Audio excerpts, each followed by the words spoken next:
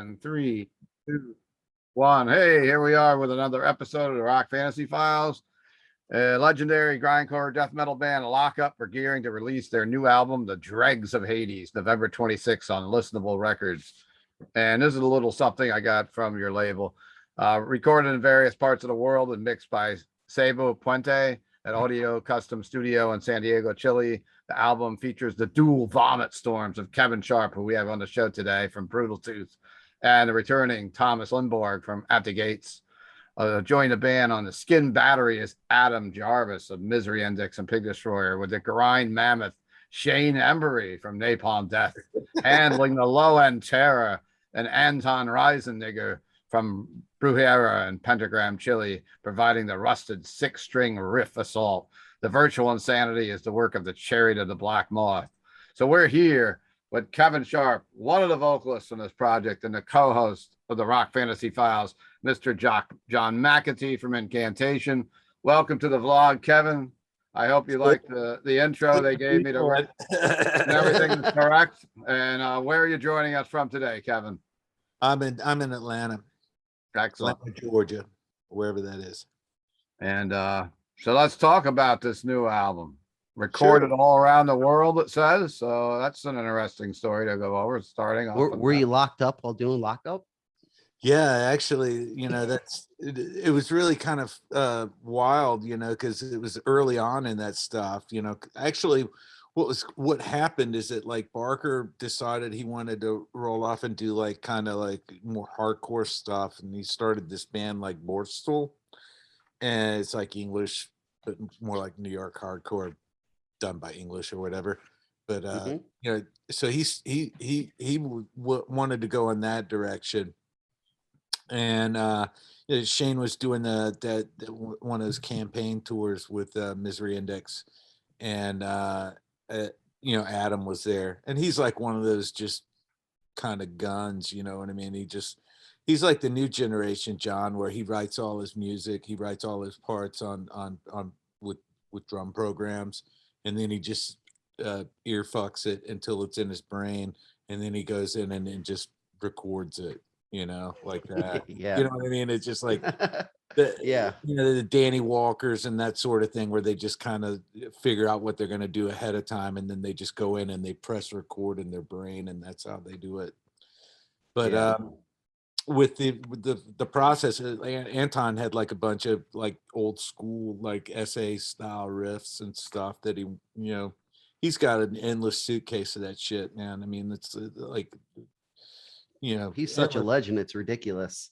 Yeah, he's like one of those. I've been blessed to actually play with some pretty cool like tone masters and that sort of thing, and he's in that world, and you could definitely tell his riffing, that kind of thing. But so he had all these riffs, and him and Adam banged it around until they worked out rough arrangements, and then they would send like the riffs and the drum programs to me and Tampa, and we'd work out what we were going to do.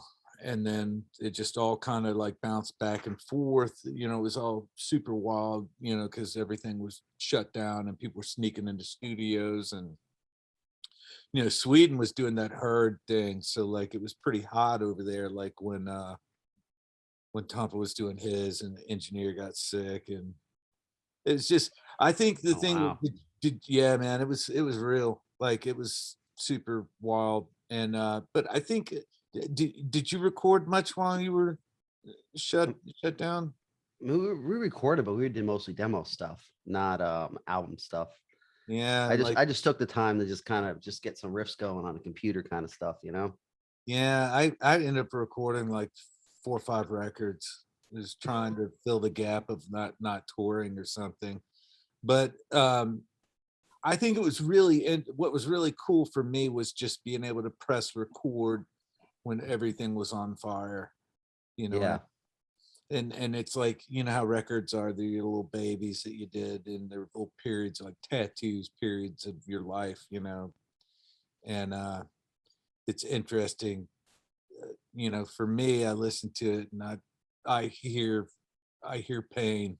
Well, one thing I was curious about is like, how does that work out between you and Thomas both doing vocals? I mean, both of you guys are great vocals, but it is smart because you guys do have a totally different sound. I mean, you could totally tell when it's you and when it's Thomas, but where do you kind of choose, like, I guess, who takes lead in choosing like who does what, or how does it all work out? Like, Well, we kind of passed it around, like, Thomas would be like, I'm not feeling this song, or, I would write that song or something. We passed around until we had like completed songs written, and we bounced ideas back and forth. And then basically what we did is, because the phrasing, aside from the tone and that sort of thing, but the phrasing and, the way we both write, I didn't actually really, because like when you listen to something, it's different than when you sit in on something, you know what I mean? And like when I joined Lockup, I had to fully kind of like pick apart like what he was doing and Yeah. how he did it. And I kind of tried to avoid that because I'm not Tampa or Peter for that matter. And both those guys are fucking awesome at what they do.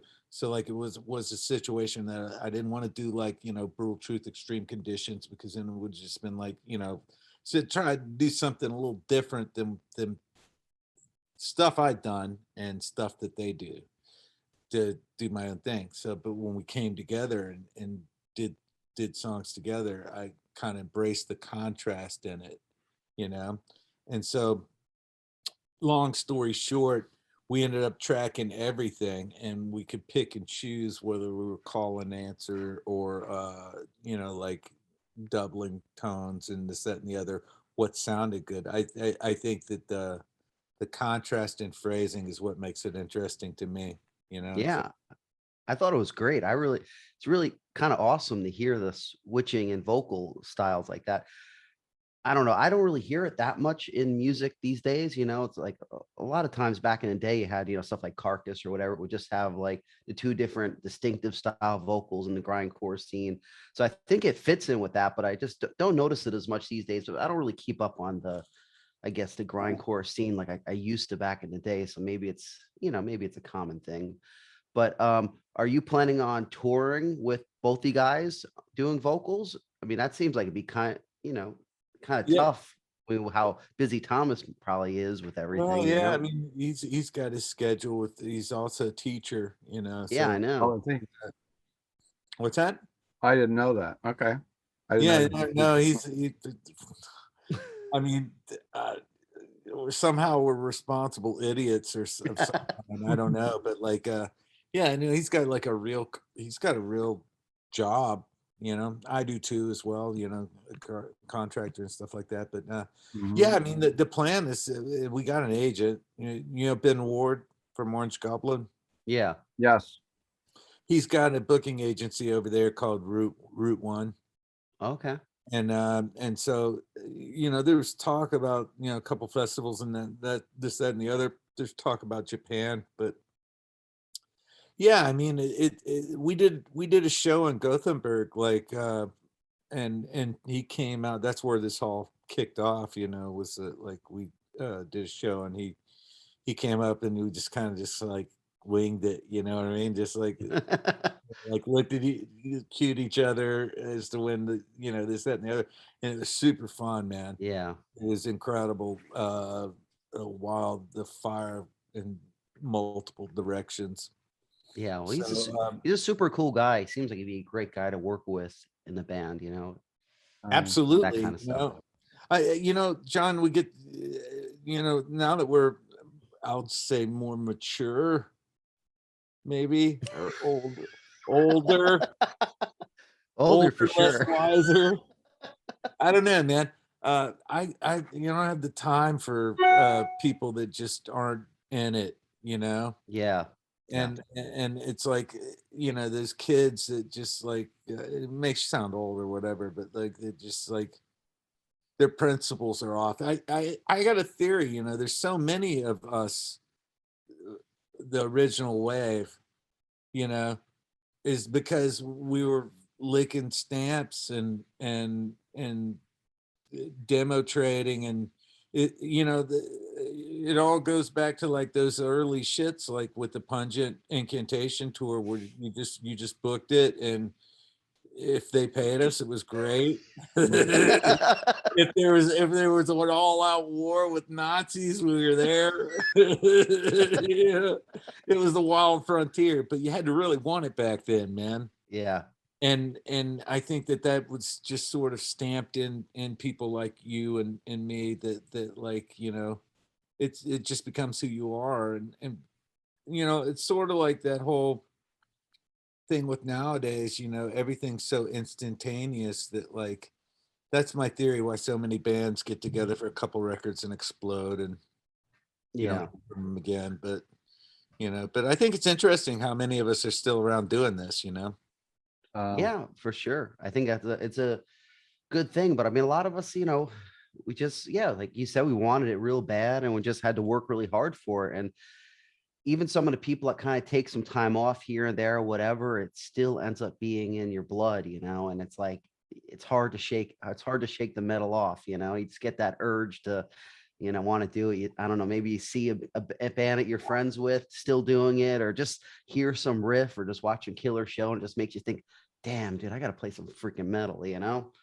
Exactly. Well, it just becomes who you are, and I think the strangest thing about the event that just, well, I guess it's still sort of happening, and England's pretty lit up right now with the ship, but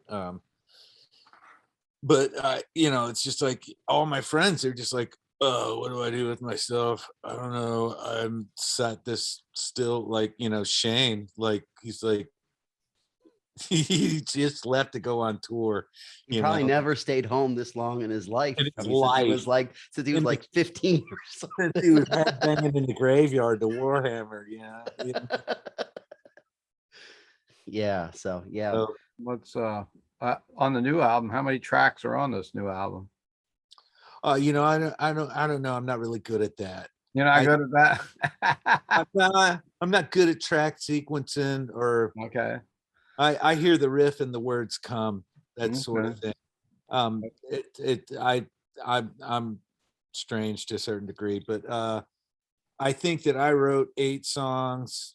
I think Shane wrote, if we're doing math, I think Shane wrote a couple, and then Tompa wrote like 6. Okay. So I don't know. That's 8, 12. What's it? A few. 16 songs, maybe. Maybe. Yeah, somewhere in that ballpark. You know, math is rough, man. Good around. So the single, I guess, that's coming off of this is out already, and there's a video that you released called "From Dark Force of Conviction," correct? Yes, it is. Yeah. But actually, you know, Hell Will Plague the Ruins was actually going to be the first single, but somehow, I mean, like, you know, with 15 people commenting on this, that, and the other, the track that had actual video clips of the band ended up going first. Yeah, so, that's the one I watched today. Yeah. But there's another one that's just kind of a visual video for the other song, and it's pretty. It's a great way to start the record. Where were you able to get all the visual clips of the band with you guys being all around with the lockdown and everything? Or was that some old footage you had? Or no? Or was that all the current band? Jedi fucking CGI or something. Jedi Minecraft. So you weren't all actually on the stage. You see Tupac in the video, man? He was in there too, man. John, were you in the video? No, Tupac was, right? Chewbacca. And you had Freddie Mercury, right? Tupac, whatever. And this will be coming out on CD, digital, and vinyl, I suppose. Yeah, vinyl as well. Yeah. So, but yeah, go ahead. You can pre-order that already, probably. I guess it's getting. Yeah, they got the bundle things on the listenable site and that sort of thing. I'm not really certain. Okay. Kind of details, because honestly, one of the things I enjoy about Lockup is knowing less. You know, I just kind of I'm more into like just just being the gorilla with the microphone. There you know? go. And, I do a little bit of artwork and stuff like that for it, but like, you know, I didn't do this record, but like, you know, I did the EP that came out. But more importantly, you know, with Lockup, it's all about just like some older friends getting together and sharing ideas and riffs and that sort of thing. And that's one of the things I really enjoy about it. It's like unfiltered, you know, because it's just the way music should be, you know, just a bunch of guys throwing the best in the bag and seeing what happens, you know. Mm-hmm. Yeah, it's awesome. I think the album sounds great. I mean, it's brutal. Is it dark enough for you? Yeah, there's some it sucks because I got like this, you know, digital, you know, they give you this digital page with the songs and stuff. So I can't even remember what the names of the songs were, but there was a couple on there that I thought were some real killers. It just had some really cool, cool structures and riffs. Like I said, I try to like find out what song it is, and I guess I don't know. I'm looking like I don't know what fucking song it is. I just know it's halfway through the album and it sounds killer. But there's a couple of really good ones on there. But overall, just a really aggressive album. I mean, I guess Lockup, all of them are really aggressive, but I don't know. It just was a pleasant thing to listen to. You know, you want to hear a band that's been doing this kind of stuff come up with something that just kind of kicks your butt again. You know, you don't want to listen to it be like, it's kind of weak or something. It kind of whipped out a little bit. You know? Yeah, you know, for me, it's like that old essay stuff, you know, like that mid '80s South American brutality, but it sounds I don't want to say modern because that sounds stupid, but yeah, I mean, I would say the production is kind of modern, but still kind of raw and traditional, maybe. I don't know, but yeah, I know it kind of mixes everything. But I mean, it's kind of cool because these days you can get a good quality production with still keeping those raw elements in. It wasn't like total, like, you know, Barbarian like in the old days. I mean, I like Total Barbarian, trust me, but you know, it's like it's easier now to still make it brutal, but still make it so like, you know, people that might not be 100% into caveman music might still be able to get something out of it, you know, which is okay. You know, it has its, you know, that doesn't hurt, I guess, you know, as long as you're keeping the brutality there, you know. Yeah. I was watching this thing like that Igor did from like he was talking about their first recordings and like, you know, oh, that's great, isn't it? Where he didn't have he only had like a snare and this, that, and the other, like the way he talked about just aping all over it. I'm like, man, that's so passion, that's so brutal, you know. Yeah. I mean, Well, that's that SA feeling that I'm talking about, you know, where it's just like we don't have the gear, but we're gonna take a suitcase and we're gonna take a fucking snare and that's gonna be the kicking snare. you know, without getting too off track, that's kind of what I really enjoy about those, especially like the Cogmello Brazilian bands. I mean, they just it was just pure passion. I mean, it was, everything was rough, but that's what made it so great, is because you heard the passion. And that was the same thing with you know, Pentagram and, you know, Atomic Aggressor and all these older bands from Chile too. You know, that's why it's just awesome that you have you know, Anton doing you know, guitar. I mean, that's amazing to get him. He's really a super huge legend for all us old school fucks, you know. Yeah, exactly. So I know, you know, his playing, so you know that like fucking 85-90% of that's his riff, you know. So for me, it's always going to either be the riff or like, here's the thing that I always say, man. You can play drums or be a drummer, and Adam's a drummer, you know. And the thing is that like it's a huge difference when it comes to playing, because especially when you're doing something like this where everyone's in different parts of the world and they're chipping in and stuff like that. It's super important that your drummer has his shit in order and attacks, you know, because it sounds like he's on fire, you know. And that sense of urgency is critical for this kind of stuff, man. Well, that's something that I think sometimes is missing in modern music, is that sense of urgency, because you could fix everything so much in production now that you lose a little bit of the personality of the actual player and just that aggression, like being pissed off. I mean, I could say for myself on especially all of our earlier recordings, we didn't even know that there was something as like what time, what beats per minute you're playing. It was just like, let's just play at the most brutal, whatever sounds the most brutal, heavy, and aggressive possible. Yeah. That's fine. And if the next tempo came around and it was like off a little bit, who cared as long as it sounded great, Like but that's the glory of the 80s, man. It was like everything was on tape and analog and stuff like that, and what was recorded was sincere. It wasn't emailed over. It was pure. When you listen to those early creator things, like where Ventora's just running out of steam by the end of the song, man, it's just like slows down towards he's just giving it off. Or the Possessed were the grand wizards of all that stuff, where it's just like playing beyond their ability. But that sheer tenacity of just fucking light everything on fire and see what happens. That's great that you guys still keep that feeling alive on the new albums. That's super awesome. Yeah, it's not an easy thing to capture, man. So no, it's actually difficult with using. I mean, obviously you have to use technology, especially under the with the pandemic and all that stuff. You have to kind of use technology to get stuff done, but it's good to still be able to capture that raw vibe in that situation, Absolutely, man. I mean, it's critical to me, because it's that borderline falling off the rail kind of thing that builds the tension in that music. And whether it was hardcore or whether it was metal, man, it was like that playing beyond your ability. It's the imperfections that make it so chaotic and insane to me. And I'm still in love with all of those. Yeah. Yes. You know what I mean? I still, to me, that was my childhood, Yeah, I hear you. Yeah. So, anything else, Steve? You guys are covering most of the bases.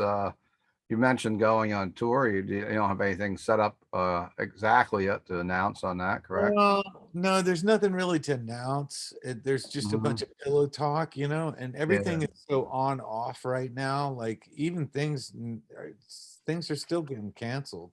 Oh, it's hard. What people need to realize is that there's so many protocols, man. Like the stuff that Shane's having to do to John to on this Guar tour that they're doing is nuts.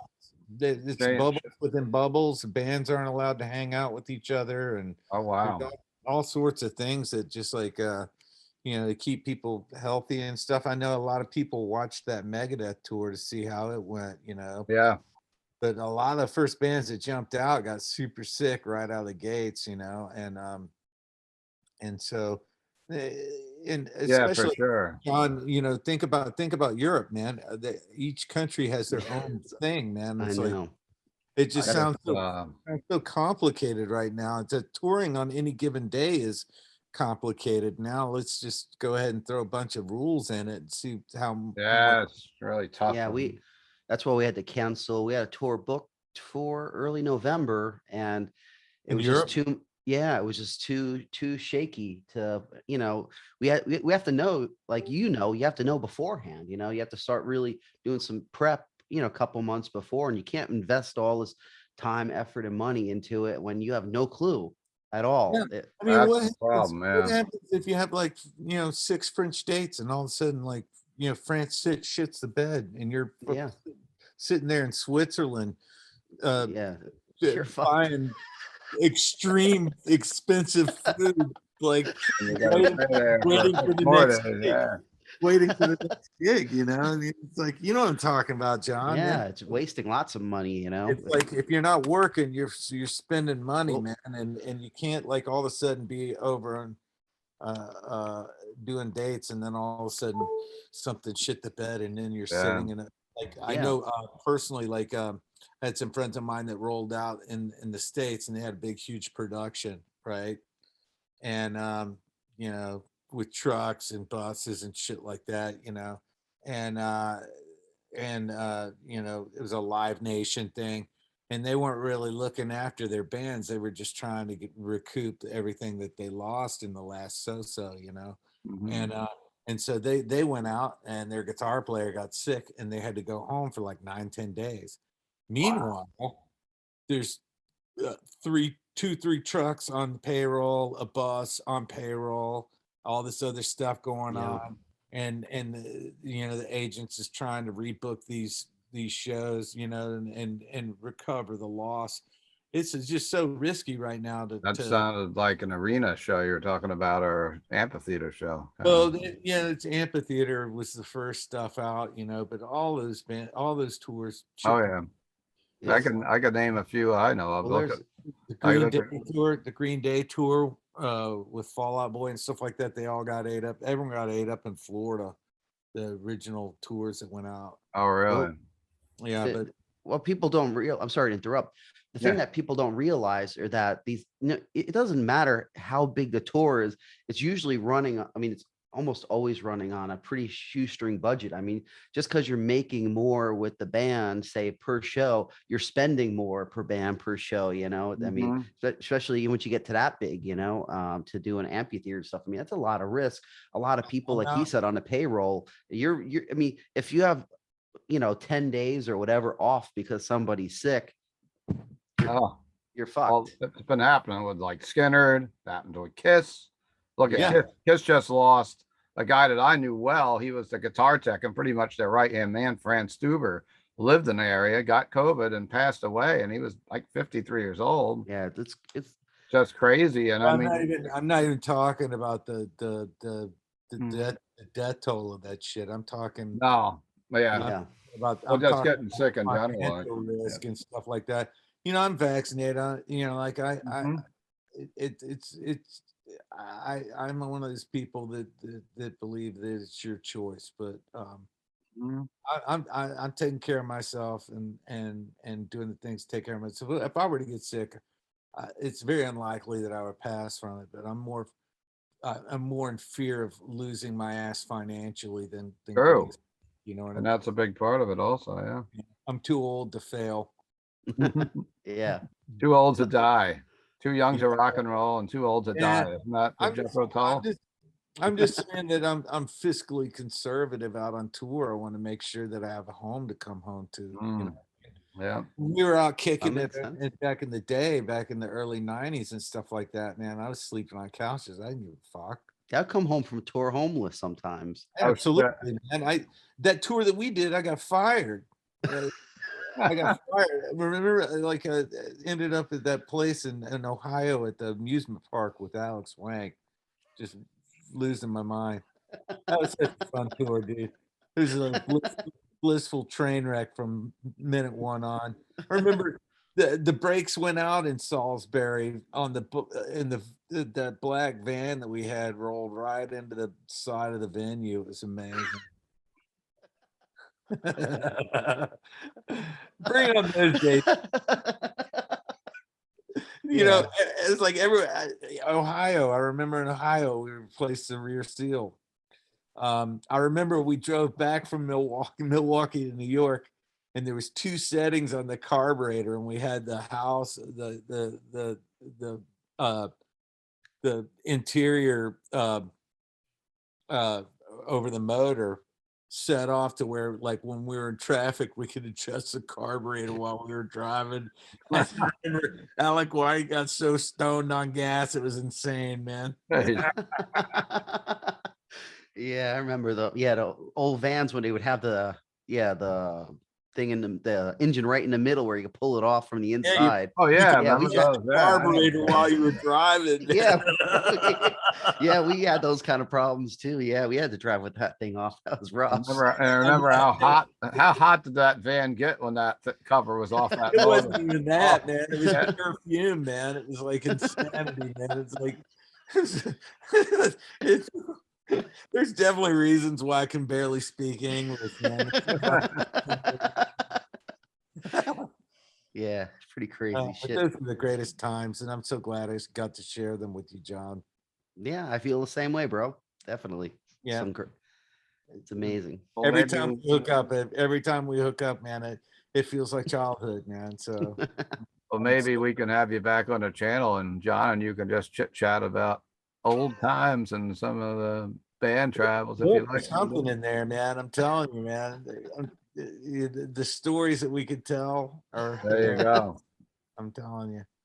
But I want to thank you for your time, and John, always thank you for your inhuman effort in metal.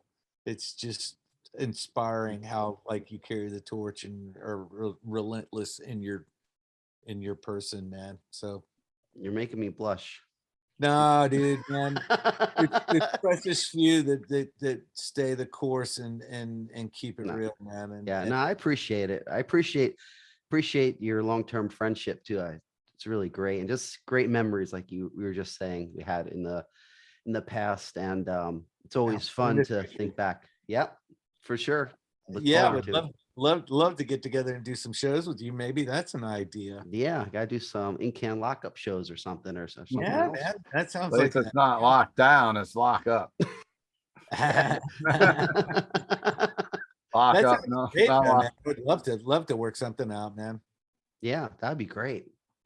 Maybe we could. Thanks you guys for joining me today and giving your time, Kevin. Oh, no problem, man. And we'll be excited to get this in our hands and listen to it. We need some aggressive, nasty music during these crazy, shitty times we're living in. Yeah, if I could just say one more thing, man. Say as many as you like. Yeah, go ahead and support music. Try and buy the either the vinyl or the download or something like that. Mhm. You know, all these bands have been doing it forever and stuff like that. That's what they do, man. And they took a serious hit in the pocket sitting down for like a couple of years. So if you can buy a T-shirt, preferably buy a record, that would be great. And fight the Spotify. And I'll put Well- all the links in the liner notes for you Well, guys to yeah. for lock up and what listenable records. We'll put the link in for it too. And Yeah, yeah, go out real and quickly support. before we split too. I know I'm a pain in the ass, but the you have to look at it like you're taking away the for bands to be able to tour for this long. Then you're taking away like people not buying a physical copy of their release.